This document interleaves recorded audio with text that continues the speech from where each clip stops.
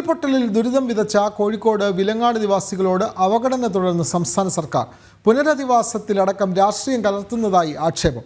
പുനരധിവാസ പട്ടികയിൽ നിന്ന് അർഹരെ ഒഴിവാക്കി അനർഹരെ തിരികെ കയറ്റിയതായി പരാതിയുണ്ട്.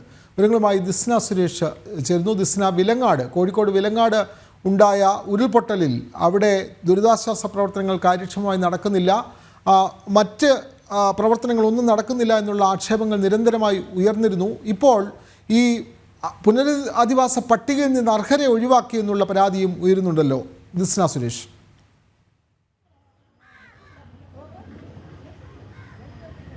വിനോദ് സൂചിപ്പിച്ചതുപോലെ നമുക്കറിയാം, വയനാട് ദുരന്തം നടന്ന അതേ ദിവസമാണ് കോഴിക്കോട് ജില്ലയിലെ വിലങ്ങാടും സമാനമായ രീതിയിൽ ഉരുൾപൊട്ടലുണ്ടാകുന്നത്.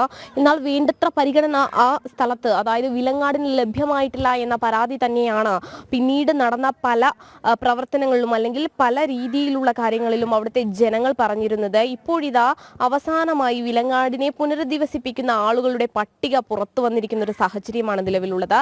ആ സാഹചര്യത്തിൽ ആ പട്ടികയിൽ അനർഹരാണ് ഇടം പിടിച്ചിരിക്കുന്നത് എന്ന ഒരു ആരോപണവുമായി രംഗത്ത് വന്നിരിക്കുകയാണ് പ്രദേശവാസികൾ എന്നുള്ളതാണ് ഏറ്റവും പ്രധാനമായ സവിശേഷത. അതായത് അർഹതപ്പെട്ട ആളുകളെ, വീട് നഷ്ടപ്പെട്ട ആളുകളെ അല്ലെങ്കിൽ അർഹതപ്പെട്ട ആളുകളെ ലിസ്റ്റിൽ പരിഗണിക്കാതെ അനർഹരായ ആളുകളെ രാഷ്ട്രീയ സ്വാധീനം മൂലം ഈ ലിസ്റ്റിൽ ഇടം പിടിച്ചു എന്നൊരു ആരോപണവുമായി തന്നെയാണ് അവിടുത്തെ സാധാരണക്കാരായ ജനങ്ങൾ രംഗത്ത് വന്നിരിക്കുന്നത്. നമുക്കറിയാം, 3 തരത്തിലാണ് ഈ പട്ടിക പുറത്തു വന്നിരിക്കുന്നത്. പൂർണ്ണമായും വീട് തകർന്നവർ, ഭാഗികമായി തകർന്നവർ, അറ്റകുറ്റപ്പണികൾ നടത്തേണ്ടവർ. അത്തരത്തിൽ 3 രീതിയിലാണ് ഈ പട്ടികയുടെ ലിസ്റ്റ്, ഈ പട്ടിക പുറത്തു വന്നത്.